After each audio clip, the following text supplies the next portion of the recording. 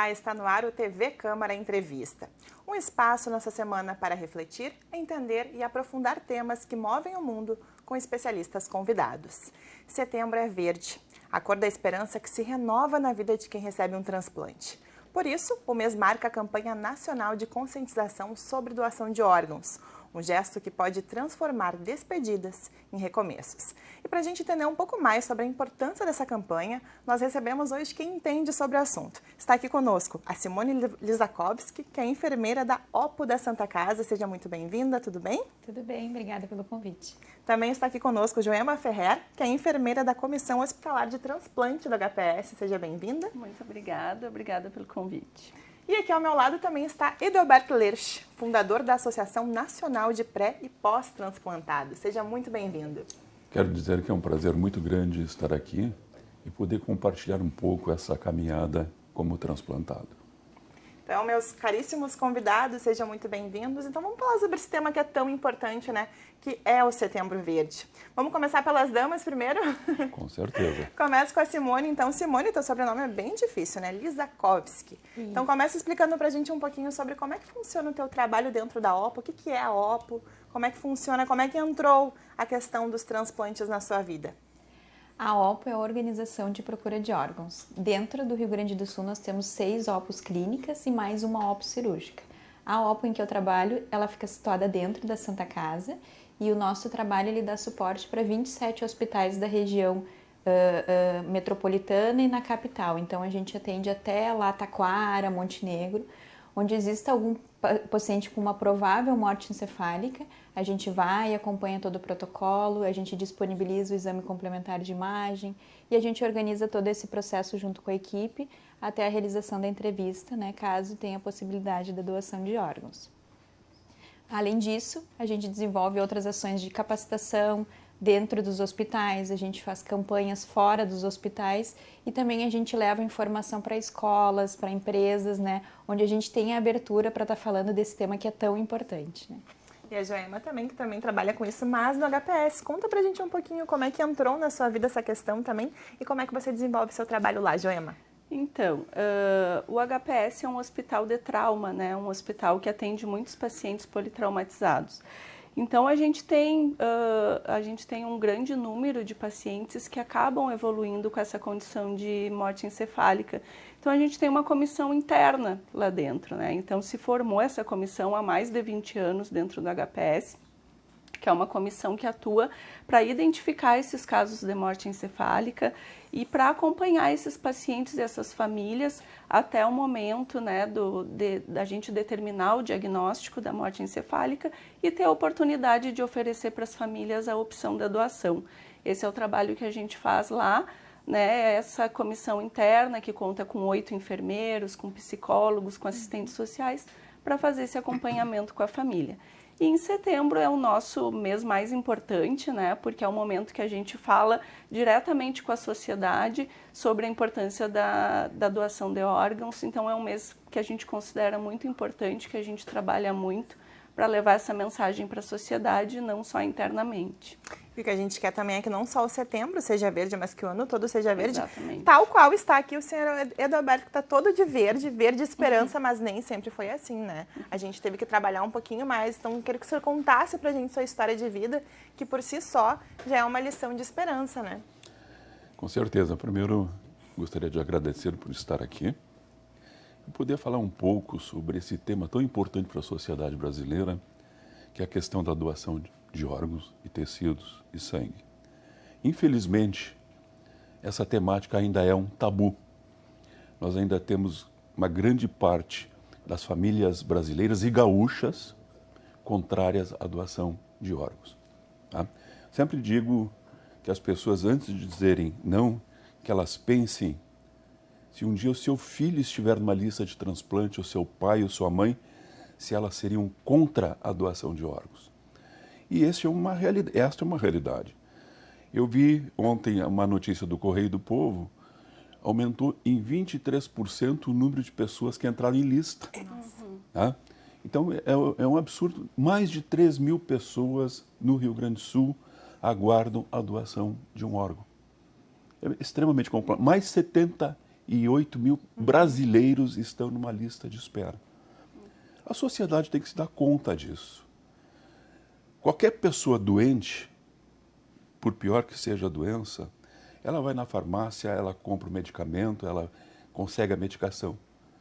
Mas uma pessoa que está em lista de transplante, ela precisa da sociedade para sobreviver. E na lista de transplante, nós temos pessoas ativas, jovens, que um potencial de criação muito grande e estão lá passando meses e meses. Eu conheço alguns colegas que estão mais de 2 anos. Eu esperei 18 meses para sair meu transplante.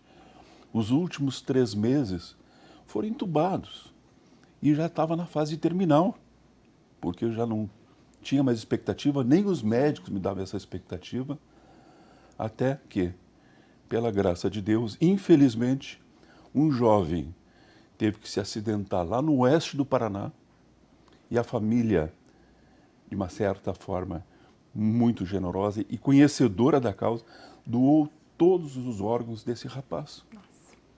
E eu estou aqui hoje falando com fôlego, porque eu tenho 2 pulmões desta família que teve a generosidade, teve o coração imenso de doar os órgãos do seu ente querido.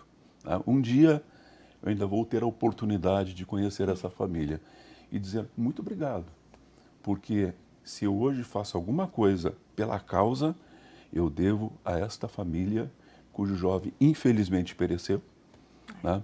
Mas eu estou aqui sobrevivendo e agora em novembro farei 3 anos de transplantado. Que bacana. Quero até que o senhor mostre pra gente essa camisa. Mostra pra gente Doe Órgãos, Doe Vida. A gente vai até mostrar, olha só que frase bonita, né, gente? E é muito além de uma frase, é muito mais do que palavras, né? A gente fala que uma pessoa pode salvar até 8, mas olha só quantas pessoas esse rapaz que doou os pulmões deles pro senhor, né, já salvou. Porque através dele, o senhor salvou muitas outras pessoas, muito além dessas 8, né, meninas? A gente tem trabalhado por isso, né? Porque quando eu entrei numa lista de pulmão, eu sempre pensei assim que as coisas aconteciam rapidamente e demoraram. E esses 18 meses foram cruéis, né? Principalmente os últimos foram muito difíceis. E eu botei na minha cabeça, porque até então eu era professor, 43 anos de magistério, uma vida ativa bastante grande, e daqui a pouco eu tive que vir para Porto Alegre, eu sou de Pelotas, vir para Porto Alegre, ficar na lista, ficar próximo ao hospital e esperar. É óbvio, né? Fui aposentado, uma carreira promissora ainda pela frente, embora eu estivesse no topo da carreira, mas eu tive que me dar conta que a sociedade precisava de mim. Se Deus não me quis lá em cima, Ele me deu uma função aqui embaixo. Né? E daí criamos a Associação Nacional de Pré- e Pós-Transplantados. Uma forma de ajudar a todas as pessoas que estão em lista de espera, e não só em lista, como também os que já foram transplantados. E o universo é grande. E eu trabalho também, mas não me arrependo nem um pouco. E fica sempre esse convite. Avaliem, sejam doadores de órgãos. Falem com suas famílias, porque é uma forma de salvar vidas, vidas humanas. Nós costumamos reciclar tudo. É interessante, né? Você recicla o copo, você recicla uma garrafinha PET, você recicla... Enfim, tudo é reciclado. E o corpo humano? Será que ele não tem valor nenhum? Será que o corpo humano, depois que entra em óbito, simplesmente enterrar, deixar apodrecer embaixo da terra? Esta pessoa que pereceu, o nosso ente querido, a pessoa que nós adoramos, será que ela não teria uma chance mais, como eu tenho, de estar aqui com o coração desse jovem, com os pulmões desse jovem, e outras pessoas com o coração desse jovem? Por que não reciclar parte do corpo humano para que a vida continue? E é isso aí, a vida continua, né, Simone? Isso, até o senhor Adelberto trouxe essa questão, né, que tem um número X de pessoas em lista, né, mas quando a gente fala de salvar vidas, vai muito além daquela pessoa que está em lista, né, o senhor Adelberto é prova disso, porque envolve toda uma família, né, dependendo do órgão que a pessoa está guardando, ela depende dos familiares para levar para fazer hemodiálise, ela depende dos familiares se deslocarem. Então, por exemplo, a Santa Casa, ela é referência na América Latina para diversos transplantes. Então, a gente recebe muitas pacientes em lista de outros estados. Então, essas pessoas abrem mão do seu trabalho, da sua família, para virem para cá, para aguardar essa chance, né, de uma nova vida, né, de uma nova possibilidade. E isso faz com que tu envolva uma família inteira, né? Então, não é simplesmente só aquele paciente que está em lista, né, seu Odebrecht? É todo um arranjo por trás, né, dessa pessoa que está aguardando, né? Joema, segundo o Ministério da Saúde, até esse dado mais atualizado de junho, que são de 78 mil pessoas esperando por algum transplante. Então, é aqui muito reforçado pela Simone e também pelo senhor Adalberto, que vai muito além desses 78 mil pessoas. Exatamente. Além dessas 78 mil pessoas, no Rio Grande do Sul, mais de 3 mil, só aqui no Rio Grande do Sul, né, estão esperando esse transplante, mas tem toda uma rede, uma família que aguarda por isso, né? E eu gosto muito de falar que na nossa experiência com as famílias doadoras, essas famílias, acho que às vezes a gente também salva essas pessoas do luto, sabe? Acho que as pessoas que doam, elas ressignificam esse luto, elas saem do HPS felizes por ter feito aquilo naquele momento de uma dor enorme, elas se sentem bem por ter feito a doação. Então, assim, é muito importante a gente falar isso, assim, que as pessoas conversem em casa com as suas famílias, que elas se declarem doadoras, porque naquele momento de profunda tristeza, isso traz conforto, traz um certo conforto e as pessoas saem muito felizes de poder doar e muito agradecidas por isso e por elas terem essa oportunidade. Eu acho, às vezes, né, Joema, que não é nem no momento, assim, não é no momento da doação, mas passado um tempo, as famílias nos procuram, né, eles trazem que isso para eles foi importante, que talvez naquele momento eles não pensaram como isso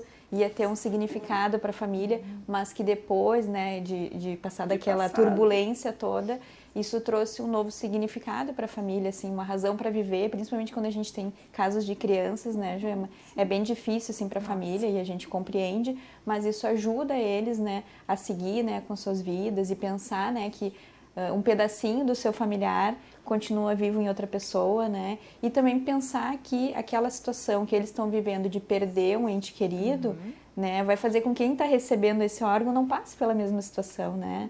De perder o seu familiar, né, pelo aguardo, né, pelo transplante, enfim. Então, ajuda, eu acho que em diversos momentos. Mas, claro que lá na hora da entrevista, a família não consegue pensar assim além, né? Isso vem, acho que com o tempo, né? Até esse trabalho que a gente faz para conscientizar as pessoas é muito importante. As meninas aqui falando sobre a questão de como funciona no hospital, o seu Adalberto todo de verde para lembrar a importância da campanha, dessa renovação de esperança. Mas de nada adianta a gente conscientizar você que está aí em casa, aí quando precisar a sua família, né, ou seus amigos, ou você conhecer alguém que daqui a pouco nem sabe que existe essa possibilidade de doar órgãos. Não adianta você ter a vontade, você tem que externar ela e quem sabe até incentivar outras pessoas. Por isso agora eu quero conversar um pouquinho com vocês em relação a como funciona essa questão de notificar as pessoas, falar às outras pessoas que a gente quer doar. Inclusive tem uma ferramenta muito legal que é o Doar é Legal, que é uma ferramenta do Tribunal de Justiça, onde você pode acessar lá e fazer uma certidão falando que você é doador de órgãos. Olha só que bacana, inclusive o senhor Adalberto me passou uma colinha aqui, seja um doador. Vou deixar o senhor falar sobre essa campanha aqui, quem entende bem do assunto, né? Mas para ver como é fácil, né? Claro que não tem não tem caráter jurídico, não tem efeito jurídico, mas é importante para que a nossa família saiba que a gente quer ser um doador. Então vou passar a bola agora para que o senhor nos explique o que é essa campanha. Na realidade, a gente vem se organizando há bastante tempo e tentando sensibilizar a sociedade de uma certa forma a se engajar nessa luta da doação de órgãos.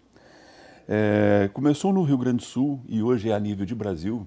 O Conselho Nacional de Justiça criou a AEDO. Né? A AEDO trabalha com os cartórios notariais. Né?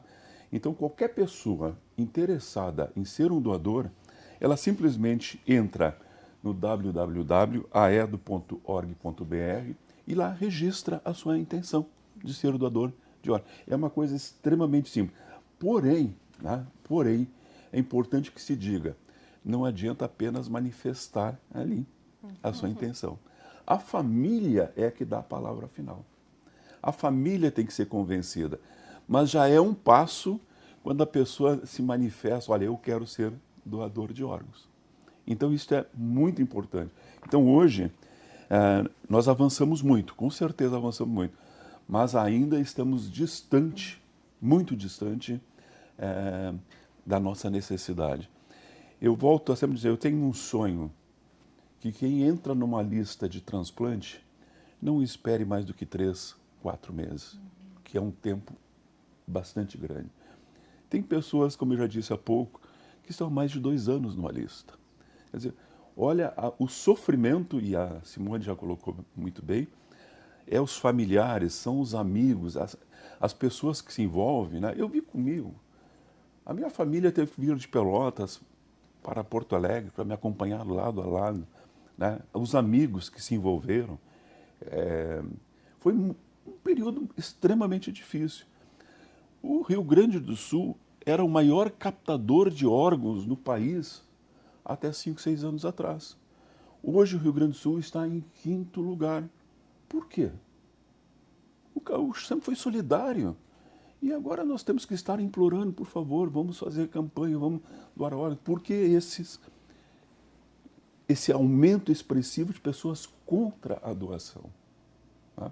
Então, eu acho que tivemos avanço com o Tribunal de Justiça, né? Eu acho que isso já deu uma mexida boa, mas ainda não tem sido suficiente. Tanto é que os dados têm mostrado exatamente que aumenta o número de pessoas em lista, né? Que o número de transplantes, embora tente acompanhar, é quase impossível de acompanhar, porque as pessoas ainda desconhecem esta realidade. E quanta gente que poderia ter os seus órgãos aproveitados, né? Até quero falar um pouquinho com vocês em relação a essa captação das famílias ali, né? Como é que funciona? Começo por ti agora, Gemma. Como é que funciona para vocês chegar na família? Como é que é esse processo? Porque imagino que é um processo bem sensível, né? É um processo bem complexo, né? E a gente procura se aproximar das famílias, assim, desde o iniciozinho, assim. Não adianta a gente chegar para a família que a gente não conhece no momento que ela recebeu a notícia do óbito e tentar, né, oferecer essa possibilidade ali, porque a família recebeu muita informação, né? Esse momento não é o melhor. Então, a gente procura dentro do hospital, já desde o início, quando esse paciente entra, quando a gente vê que pode estar evoluindo dessa forma, a gente já procura se aproximar dessa família para criar um vínculo, né? Para que essa família, no momento correto, no momento certo, ela tenha confiança naquilo que a gente está falando, está esclarecendo, né? Então, a gente faz isso desde lá, o quanto antes a gente consegue se aproximar da família, a gente já vai tentando criar esse vínculo. É muito complexo mesmo, né? A gente lida com muitos sentimentos ali, a gente vê as famílias passando por todas as fases do luto ali, né, na nossa frente, e a gente aprende a lidar com isso, assim. Então, é realmente um trabalho, mas é um trabalho muito gratificante, sabe? A gente, quando termina, assim, mesmo que a família acabe não doando, independente do resultado, o trabalho né, que a gente faz com a família, ajudando ela a passar por aquele momento, é um trabalho muito gratificante. Claro que a gente sempre deseja doação, né, e a gente faz todo o possível, o melhor possível para a gente chegar nisso, né, mas a trajetória que a gente faz com essa família é uma trajetória muito gratificante, muito bonita para a gente como profissional. É aquilo, né, de transformar a dor de uma família, né, a dor da despedida em um recomeço, uma alegria para outra família. E tem que estar com o emocional em dia, né, Simone? Eu atuo há mais de 10 anos já nesse processo, assim, de acolhimento das famílias e é importante a gente salientar, né, Gemma, que o nosso foco é sempre tentar acolher e ajudar aquela família naquele momento que tem de ser um dos piores para aquela família, né? E a gente entende que a doação, ela vem naturalmente, né? As pessoas nos perguntam o que a gente faz para convencer a família. A gente não convence a família, a gente orienta, a gente esclarece dúvidas, a gente acolhe e com isso, quando é oportunizada a doação, essa família tende a aceitar se isso for confortável para ela, né? A doação tem que ser confortável para a família e não pode ser conflitante. E é interessante também trazer, quando o seu Adalberto trouxe ali a questão da declaração, né, que ela não tem nenhum valor legal, né? Como o seu Adalberto trouxe, a família sempre vai ser consultada, não é feito nenhum procedimento sem autorização da família. Então é importante a gente ressaltar também que quem autoriza a doação de órgãos são familiares de até 2º grau. Então é importante ter também esse vínculo familiar naquele momento para a gente poder falar sobre a doação. O que diz na nossa lei é isso. Então, os casos que a gente não encontra um familiar com este grau de parentesco, a gente tem que levar o caso para o juiz decidir sobre a doação. Então, além dessa parte toda emocional que a gente organiza com a família, a gente tem toda essa parte burocrática também, que a gente precisa seguir, né, o que está na lei. E é uma legislação nossa brasileira, né? A gente tem, por exemplo, a Espanha, né, seu Adalberto, que é um país onde a cultura da doação ela já é mais disseminada. Então, a gente tem um aceite muito maior, né? A família, que nem eu digo, lá todo mundo é doador até que a família diga que não. Aqui ninguém é doador até que a família diga que sim. Então é uma cultura que a gente precisa movimentar e que as campanhas são muito importantes para isso, né? Quem sabe a gente reverte isso, né? Mas a gente tem muita coisa para falar ainda, porém eu vou chamar um rápido intervalo, mas a gente segue conversando no segundo bloco. Então, por favor, continuem ligados aqui na TV Câmara, porque hoje o nosso assunto é Setembro Verde, o mês da doação de órgãos.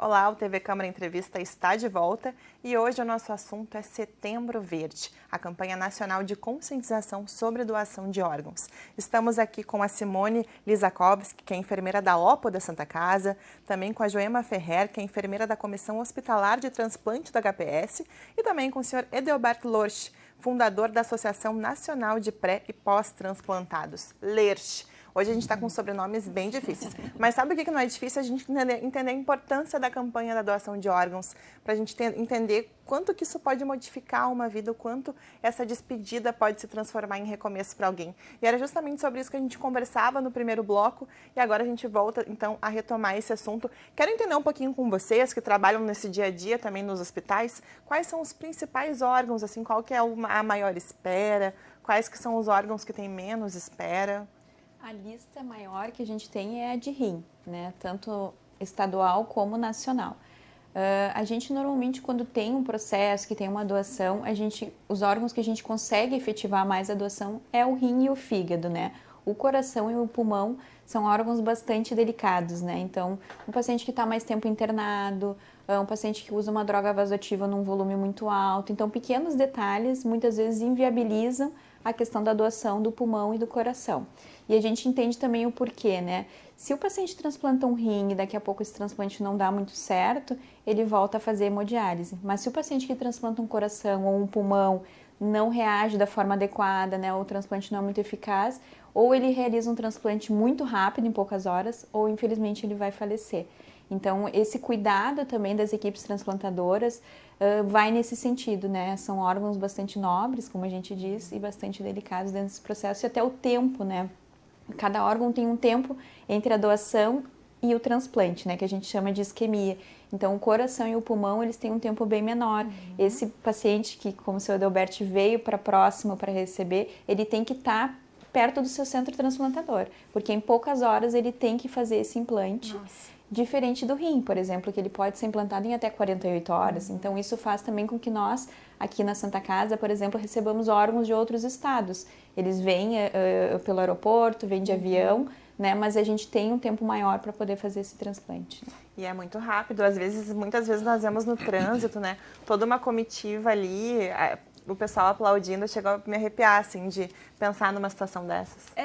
A gente tem que fazer tudo o mais rápido possível, né? Sempre a gente conversa que quando a família dá o sim, começa aquela corrida contra o tempo, né? Porque aí tem que identificar todos os receptores compatíveis, né? E fazer com que eles estejam, né, já no hospital, né? É uma série de eventos que acontecem a partir dali para a gente conseguir efetivar a doação, principalmente desses órgãos mais nobres, né, que precisa ser muito rápido para fazer, né. E a gente tem feito um movimento também que eu acho bem importante falar sobre isso, de doação de tecidos, né, porque muitas famílias aceitam a doação de órgãos e não aceitam a doação de tecidos, porque as pessoas mais leigas, elas costumam achar que a retirada de tecidos deforma o corpo da pessoa. E a gente explica, eu faço questão de explicar que não é verdade, né? Que os tecidos, que são as córneas, a pele e os ossos, quando a gente retira, é feito toda uma reconstituição, e isso também ajuda a salvar muitas vidas, né? Ou a melhorar a qualidade de vida das pessoas, né? Muitas pessoas que não enxergam mais, voltam a enxergar com uma doação de córneas. Ali no HPS mesmo, que a gente atende grandes queimados que vêm do Brasil todo para se tratar aqui, a gente usa a cobertura de pele para esses pacientes, né? A doação de ossos, que é uma coisa que a gente está fazendo também há pouco tempo, que a gente está conseguindo aumentar mais a doação de ossos, que são tecido ósseo, né? Que é usado em cirurgias para pessoas que estão precisando muito. Então é importante a gente, né, esclarecer que esses tecidos são retirados, mas que o corpo não fica deformado, né? Que a pessoa pode fazer o sepultamento, o seu velório normal, caixão aberto, tudo. Acho que é importante a gente ressaltar isso também. Com dignidade e heroísmo ainda, né? Isso, acho que é uma das atribuições nossa dentro desse processo, né, Joelma? A gente tem esse cuidado. Então, quando a gente conversa com uma família, a família aceita a doação, a gente acompanha essa família até a entrega do corpo. E cuidar do corpo é o nosso papel também, né? Então, ter todo esse cuidado com a reconstituição da córnea, com o encaminhamento IML também, né, Joelma? Que principalmente no HPS, né, tem diversos casos, então a gente faz toda uma logística. Se a gente pensar, é uma engrenagem que envolve centenas de pessoas, de PTC, Polícia Federal, IML, os profissionais da UTI, o profissional do bloco, o profissional da CIDOT, o profissional da Central de Transplante, o profissional da OPO, isso tudo antes de chegar esse órgão para quem vai receber. Então, é uma engrenagem que tem que funcionar muito bem, e esse é o nosso trabalho, assim, é fazer a roda andar, né? Fazer o negócio seguir. E até mesmo a Simone falou sobre a questão dos aeroportos. Quando um avião transporta um transplante, ele ganha acesso livre nas faixas do aeroporto. Ele pode pousar em qualquer faixa que tiver livre, obviamente, mas ele tem preferência, né? Então, para a gente entender a importância desse gesto.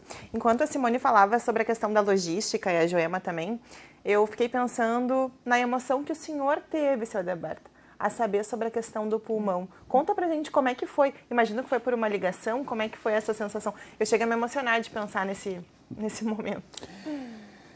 Pois é, eu diria que foi um momento... Já está emocionado aqui. Bastante emotivo, bastante pesado, porque eu fiz o procedimento no dia 5 de novembro de 2022. Aliás, dia 6 de novembro.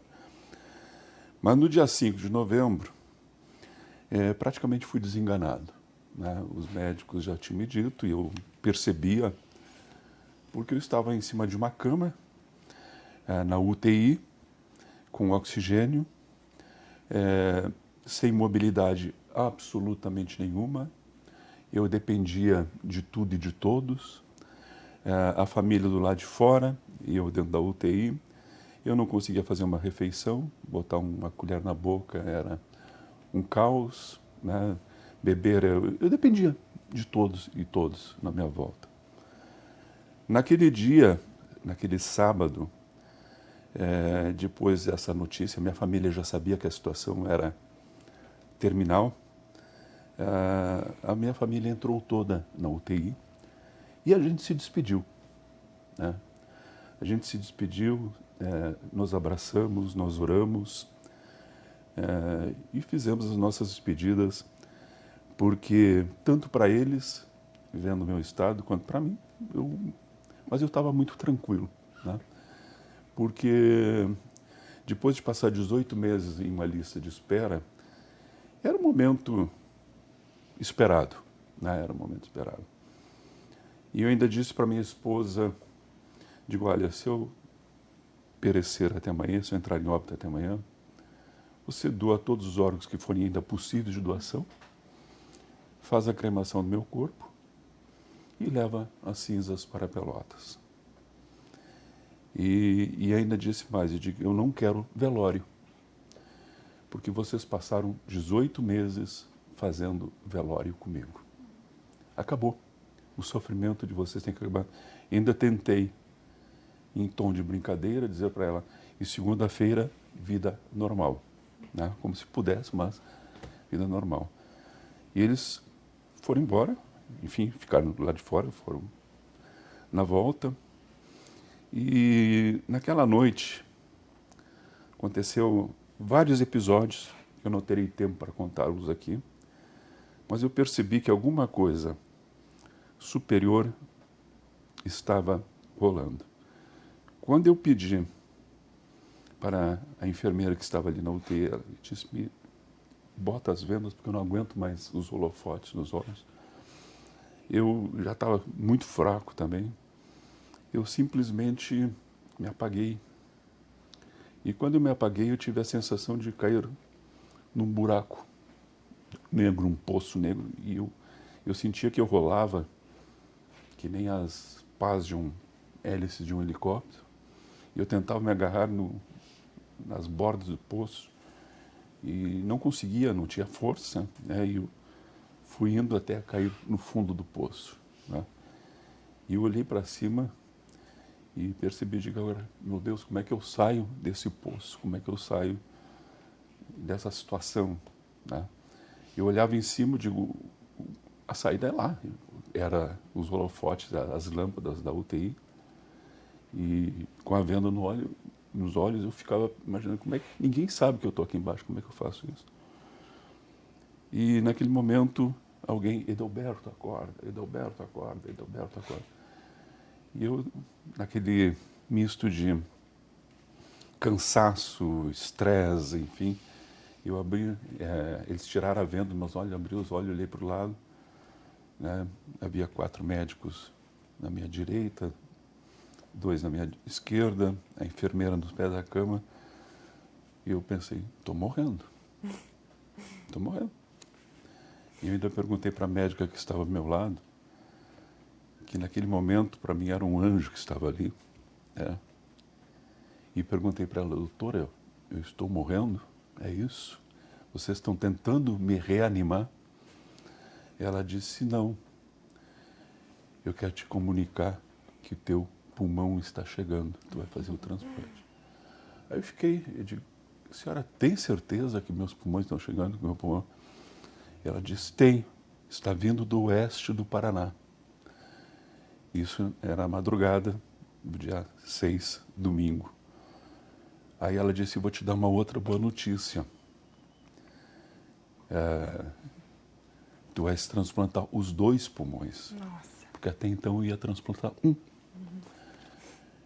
E naquele momento eu disse, doutora, então a senhora está enganada. Não é para mim. Porque eu vim para transplantar um e não os 2. Ela disse, nós temos que transplantar os 2. Porque eles são um pouco menores que a tua cavidade torácica. E tu não tem, com um tu não sobrevive. Então nós vamos transplantar os 2 pulmões. E aí ela está feliz. Aí eu Eu digo, doutora, como é que eu vou estar feliz nesse momento? Tem uma família chorando a perda de seu ente querido, de seu jovem. Eu não posso estar feliz, mas eu sou grato a Deus pela essa possibilidade dessa família ter doado seus órgãos. Aí peguei a mão da médica, mão do médico ao meu lado, e eu quero orar. Tinha um crucifixo no fundo, nos pés da cama. Aí agradeci a Deus que recebesse esse jovem doador e abençoasse aquela família que naquele momento de dor pensaram muito mais grande e abriram o espaço para a doação dos órgãos desse rapaz. E eu estou aqui, graças a essa família doadora. O pessoal ainda me perguntou, você quer que eu chame a sua família agora? Eu digo, não, madrugada não chama ninguém. Faço o que tem para fazer, quando eu estiver pronto, aí então vocês chamam. Né? E, de fato, como diz o bom gaúcho, era um trapo velho em cima da cama, joga para o lado, faz higiene, limpa, vai se preparando, enfim, tudo, aquela corre. Quando eu estava pronto para entrar no bloco, chamaram a minha família, né, que me acompanhou até a entrada do Vicente Scherer, e ali a gente se despediu mais uma vez. Quer dizer, primeiro foi o impacto da despedida, depois foi, eu imagino que ao receberem a ligação, para eles deve ter sido outro impacto. A pior notícia chegou, né? E a gente se despediu novamente e eu disse para minha esposa, entrar, eu entrei. Agora eu tenho que sair, né? E o transplante foi de muito êxito, foi muito tranquilo. Houve outros episódios nesse intervalo, mas servirá para um outro momento, que eu percebi que houve uma interferência divina, né? E se eu hoje estou aqui, eu agradeço muito a toda a equipe médica da Santa Casa, altamente eficiente, mas eu tenho certeza absoluta que Deus esteve conosco. Eu sou um milagre. Depois de estar naquele último momento, me surge, para a infelicidade desta família, para a perda, me surgem os 2 pulmões. E hoje o que eu faço é uma forma de homenagear esta família doadora e tentar permitir que todas essas pessoas que estão em lista tenham a mesma oportunidade que eu tive, né? Para que a gente possa amenizar o sofrimento de todo esse povo. E olha, não foi fácil, foi sofrido, com certeza. Tenho certeza que lá de cima esse rapaz que doou o pulmão dos pulmões para o senhor deve estar olhando e pensando, esse aí soube utilizar bem. Coisa bem boa, né? É verdade. Mas o senhor falou... né? Foi um renascimento. O senhor falou em milagres aqui, mas eu também quero falar sobre o milagre que é a Simone e a Joema. Porque a gente sabe que tem a pessoa que doa os órgãos, mas tem quem é capacitado para captar o órgão, quem é capacitado para fazer o transplante, quem é capacitado para depois poder dar o suporte para a pessoa que é transplantada, porque a gente sabe que é um cuidado para o resto da vida. Então, quero saber de vocês, como que é olhar para trás e ver quantas pessoas já passaram por vocês, quantas famílias vocês já salvaram, já ajudaram, até quando a pessoa não doa, vocês têm aquela acolhida, pelo menos, né? Olhando assim para trás, a gente sempre leva um pouquinho de cada família, né? Tem famílias que permanecem com a gente, mesmo aceitando ou não, fazem o contato e a gente permanece até hoje, mantendo assim uma comunicação, mesmo aquelas que não doam. Eu acho que fica um pouquinho assim dentro do coração, né, de cada vivência, e eu acho que a gente aprende muito com as famílias, né?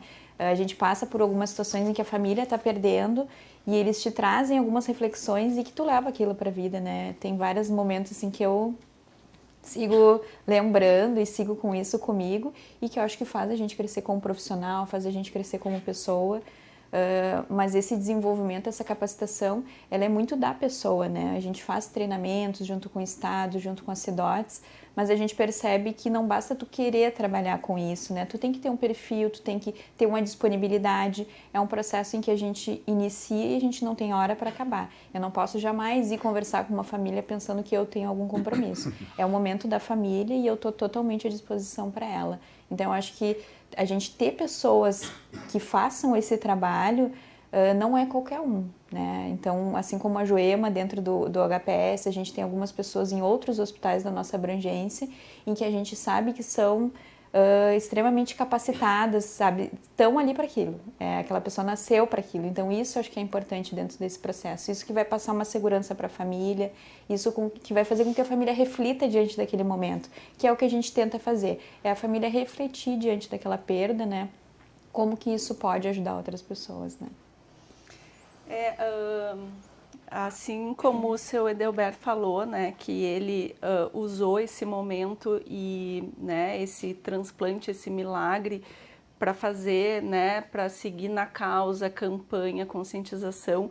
Algumas famílias, como a Simone falou, que permanecem com a gente, elas também têm esse intuito, né, elas aceitam a doação, elas doam os órgãos dos seus familiares e elas nos procuram, né, para continuar a campanha, né? Então elas fazem questão de voltar ao hospital, de fazer contato e se oferecer, dizer, eu quero, a partir disso que aconteceu comigo, dessa luta que eu passei, desse sofrimento, eu quero fazer com que isso chegue para mais pessoas, né? Então isso é muito bom na nossa profissão, no nosso trabalho.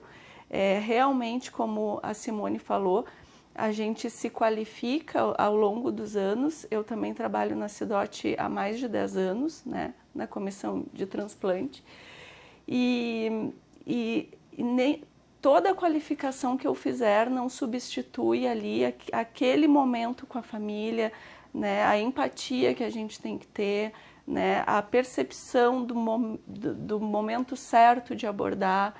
Nenhum treinamento dá isso pra gente, é só a vivência que vai trazer, né? Então, realmente a pessoa que resolve entrar nisso, ela tem que entrar de coração, assim, né? De coração aberto, com disponibilidade, porque é muito delicado aquele momento que essa família está vivendo e a gente tem que ter muito cuidado com a nossa abordagem, né, com tudo que a gente está ali falando para eles. E eu acho que só trazendo um gancho também, o seu Edelberto trouxe a questão de conhecer a família, a gente está trazendo essa questão assim do acolhimento, do nosso trabalho, do conhecimento. É importante também deixar claro que quando a gente fala de doação com a família, um dos principais pontos que eles nos trazem é querer conhecer quem vai receber, é querer saber para quem vai, né? Então, acho que isso é importante a gente esclarecer, que a doação ela é uma doação anônima, né? Quem está doando, ela está doando os órgãos para que o Estado regule, né, diante de compatibilidade, tamanho, peso, quem vai receber.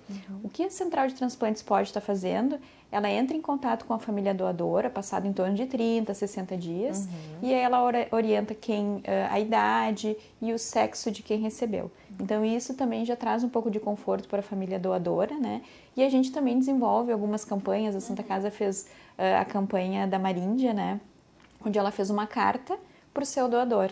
E a campanha foi divulgada, essa carta, de uma forma geral, né? Para que todas as famílias doadoras sentissem, né, esse agradecimento, né, esse momento de quem recebe, porque pela lei isso não tem essa vigência assim, de saber quem doa. A gente sabe que em algumas situações é noticiado na mídia, né, uma situação de quem doou em tal lugar, e aí casualmente a pessoa está recebendo lá um órgão com a mesma idade, com a mesma cidade, a mesma causa do óbito de quem doou, então eles acabam fazendo esse contato por meios próprios, né, mas legalmente a gente não tem essa vigência assim, de quem vai receber, né. Eu devia ter preparado um lencinho, porque como vocês viram, foi um programa com grandes emoções, né, gente? Quase chegando no finalzinho, quero antes mostrar seu Edelberto, que é o portador da campanha, o porta-voz que se fala, o porta-voz da campanha, nos trouxe aqui, ó, cada doação é um novo recomeço. A vida precisa continuar. Avise a sua família que você é doador. Eu acho que acredito que esse é o principal assunto do programa hoje, né? Então, já finalizando assim a nossa participação, queria que o senhor reforçasse para nós a importância dessa campanha, a importância desse verde esperança que deve prevalecer para o ano todo. Bem, eu tenho dito e volto a repetir, né? E você há pouco falou, nós precisamos o janeiro verde, o fevereiro verde, o Março Verde, nós precisamos todos os meses do ano, né? O verde, a esperança da doação. É importante falarmos em setembro, mas é importante falarmos o ano inteiro nas nossas escolas, na nossa sociedade, nos nossos clubes, da questão da doação de órgãos e tecidos. A doação é a vida que segue após a morte. A doação salva vidas e as pessoas têm que entender isso.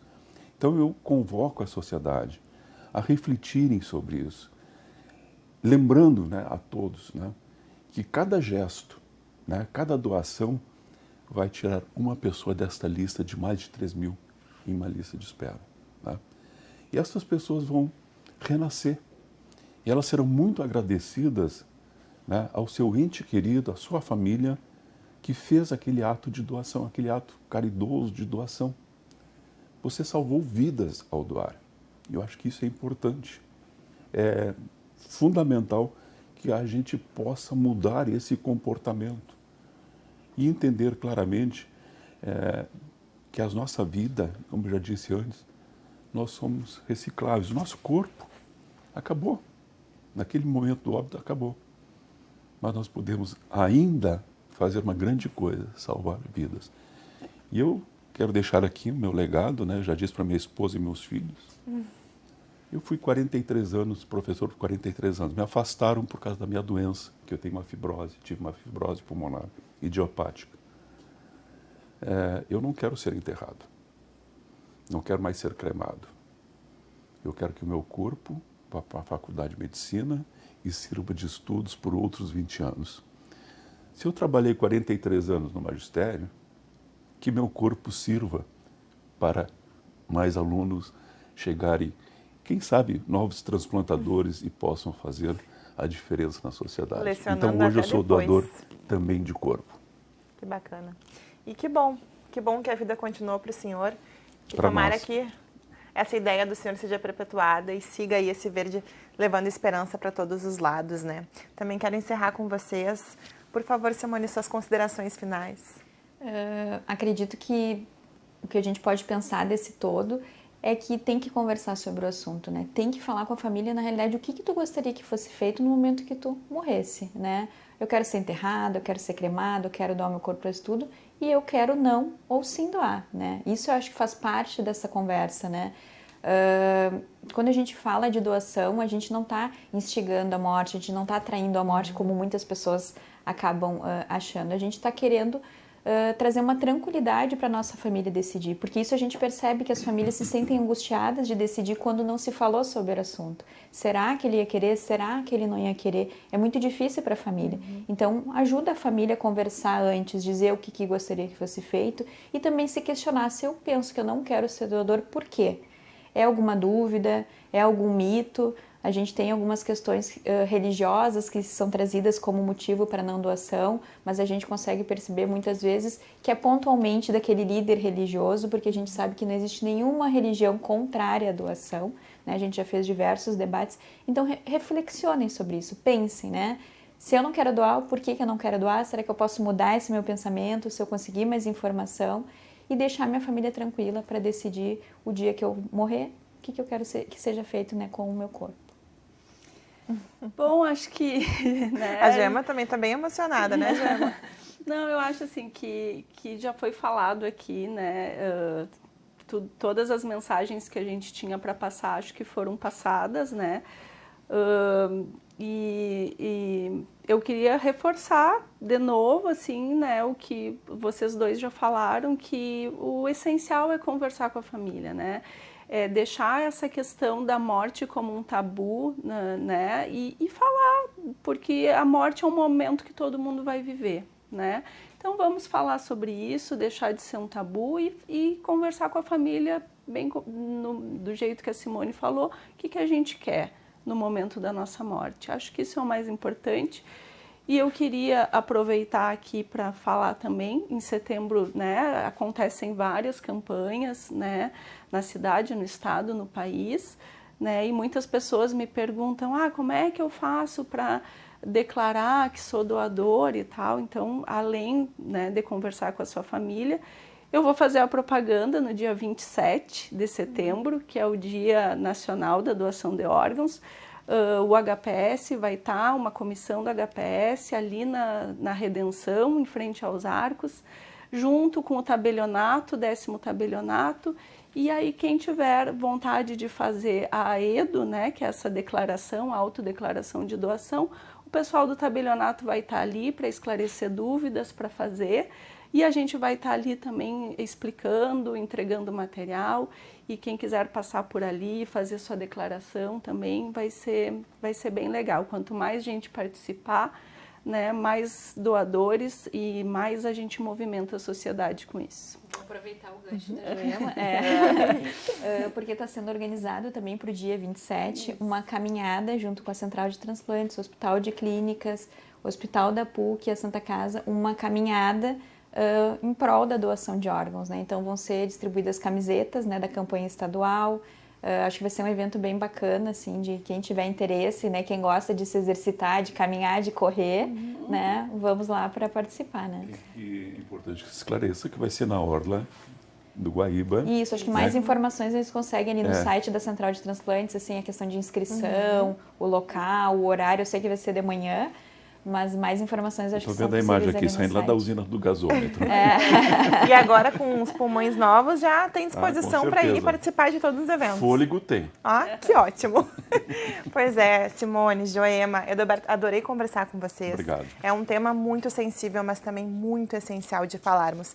Eu já avisei a minha família e aviso publicamente que tudo que tiver bom no final da minha vida, por favor, manda adiante, porque é isso, né? A gente quer ver a nossa vida perpetuar através de outras pessoas. Que a nossa luz, que a nossa esperança siga brilhando através de outras pessoas. É isso que a gente deseja.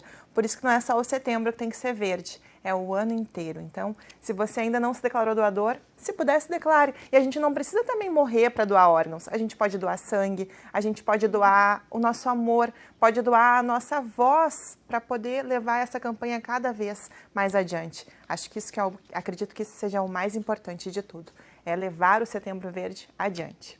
Pois é, o TV Câmara Entrevista de hoje fica por aqui, mas você pode rever esse e outros programas nas nossas redes sociais. Muito obrigada pela sua companhia e até a próxima.